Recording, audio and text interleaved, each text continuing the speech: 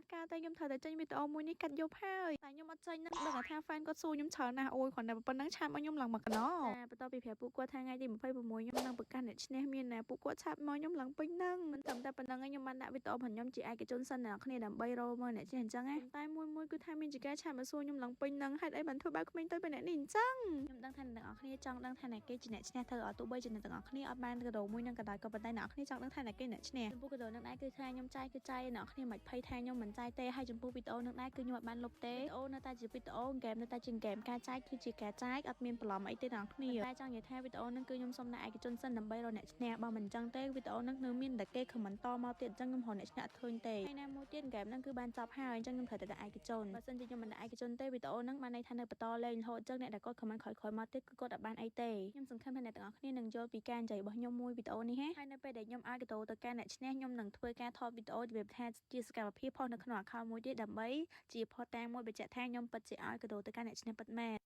អ្នកគេខ្លះឆាតមកសួរខ្ញុំថាចាយប្រកាន់លទ្ធផលនៅចាយរកឃើញអ្នកឈ្នះនៅចាយកាលណាបានចាយប្រកាន់លទ្ធផលសើមិញគឺខ្ញុំបានចេញវីដេអូតែដោយសារជាប់ញ៉ាំអីមួយមិត្តភ័ក្តិអញ្ចឹងវីដេអូនេះខ្ញុំមកប្រាប់ថាតើអ្នកណាគេជាអ្នកឈ្នះទី1ហើយអ្នកណាគេជាអ្នកឈ្នះទី2ដែលគាត់បានតន់វីដេអូខ្ញុំនៅក្នុង account មួយទៀតគាត់ប្រកាសជាដឹងថាអ្នកណាគេគឺជាអ្នកឈ្នះហើយប៉ុន្តែនៅក្នុង account នេះគឺអត់តមានអ្នកគេដឹងទេឥឡូវខ្ញុំប្រកាន់លទ្ធផលថាអ្នកណាគេអ្នកឈ្នះណាកុំតន់អា Facebook ពោះមើលស្ដាប់សិនណាអ្នកឈ្នះទី1ហ្នឹងគឺជាម្នាក់នេះចាគឺគាត់ទទួលបាន128 like តែនិយាយមែននិយាយលេងហ្នឹងអាចាអូយ account នេះដូចជាធ្លាប់ស្គាល់ហើយ account ហ្នឹងឯង account មួយហ្នឹងចូលលេងដែរមែនអូខ្ញុំនិយាយលេងទៅដល់គ្នាតាមពិត account ហ្នឹងគឺជា account របស់ខ្ញុំទេមកឥឡូវចូលសាច់ការរបស់យើងវិញអ្នកឈ្នះទី1គឺគាត់ទទួលបាន114 like ហើយអ្នកឈ្នះទី2គឺគាត់ទទួលបាន111 like ហើយអ្នកទាំងពីរនេះគឺទទួលបាននៅបានពីខ្ញុំ free ប៉ុន្តែខ្ញុំសូមបញ្ជាក់បន្តិចសេវាគឺចេញខ្លួនឯងតាម GNT នៅពេលដែលបានទៅដល់ទីតាំងហើយយើងបង់សេវាហើយគឺយើងអាចដកអីវ៉ាន់បានហើយព្រោះវីរៈបុណ្យថាវិញគឺត្រូវបង់សេវាមុនទើបអាចដាក់អីវ៉ាន់ផ្ញើទៅបានទាំងអស់គ្នាបើសិនជាអត់វេមកសេវាមកខ្ញុំទេគឺខ្ញុំមិនអាចដាក់បានទេអញ្ចឹងអធិស្ឋានផងចំពោះអ្នកដែលគាត់ឲ្យខ្ញុំដាក់វីរៈបុណ្យថាខ្ញុំមានជាការរំភើបចំនួនអ្នកឈ្នះដែលសារអីអ្នកឈ្នះទី1គឺគាត់បានលេង streak មួយខ្ញុំទាំងអស់គ្នាតែម្នាក់ហ្នឹងគឺថាមាន2 account គឺមកលេងមួយខ្ញុំទាំងអស់តែម្ដង account ប្រនគាត់គឺគាត់លេងបាន100ជាងមួយខ្ញុំទាំងអស់គ្នាហើយ account ថ្មី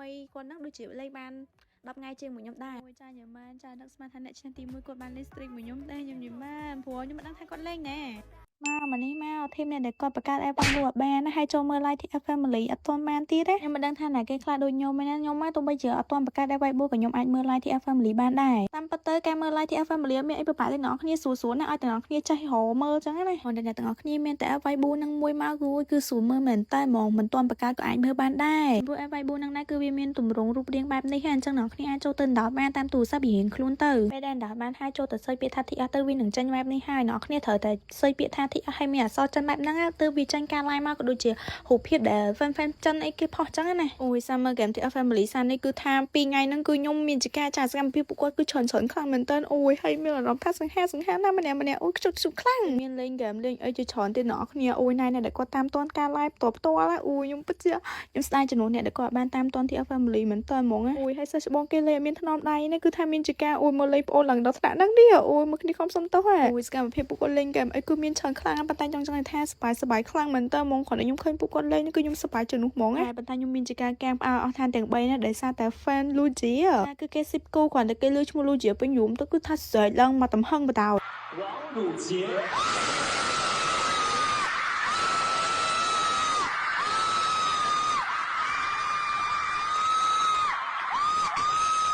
អូយមកគូនេះគឺខ្ញុំហ៊ាននិយាយថាមិនធម្មតាទេលោកអូយដល់ថ្នាក់ស្រីយ៉ាងខ្លាំងណោះកហ្មងណាខ្ញុំជឿថាអ្នកទាំងអស់គ្នាទោះបីជាមិនបានមើល live ព្រោះពួកគាត់ក៏ដោយក៏ប៉ុន្តែអ្នកទាំងអស់គ្នាក៏អាចមើលតាម TikTok បានដែរដោយសារតែមាន fan នៅខ្មែររឿងផុសច្រើនដូចគ្នាអញ្ចឹងចាំស្អែកខ្ញុំសម្រាយពីសកម្មភាពពួកគាត់ខ្លះៗឲ្យអ្នកទាំងអស់គ្នាបានដឹងអញ្ចឹងណាដោយសារតែស្អែកនេះគឺជាថ្ងៃបញ្ចប់ហើយបញ្ចប់ថ្ងៃហ្នឹងហើយអ្នកទាំងអស់គ្នាពេលដែលខ្ញុំសម្រាយពីសកម្មភាពពួកគាត់ធូរខ្លះហើយចាំខ្ញុំផុសនៅក្នុង YouTube អញ្ចឹងអ្នកទាំងអស់គ្នាអាចចូលទៅមើលក្នុង YouTube បានអញ្ចឹងស្អែកចាំអ្នកទាំងអស់គ្នាចូលមើលនៅក្នុង YouTube របស់ខ្ញុំទៅល្បាក់ម៉ោង2ម៉ោង3អីហ្នឹងគឺខ្ញុំផុសហើយ